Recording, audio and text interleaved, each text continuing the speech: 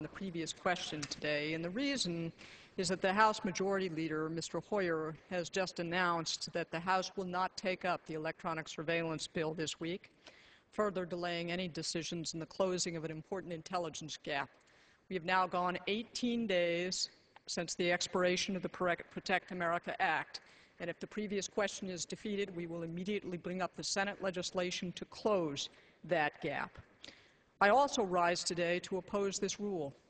I commend Mr. Ramstad and Mr. Kennedy for their work on mental health parity. In the past, I have been a co-sponsor of their legislation. But I offered an amendment, a substitute amendment in the Rules Committee last night, which was not ruled in order. The alternative is supported by 285 organizations that support the Senate version of the mental health parity bill, which passed the United States Senate unanimously in September. The differences are on policy, and my amendment was not made in order. Instead, we have the 50th closed rule of this Congress. No amendments. This floor can't stomach debate on policy issues, and I think that is a sad commentary on the way this House is being run. This is a major bill. It's one of the most important I think we will consider this year.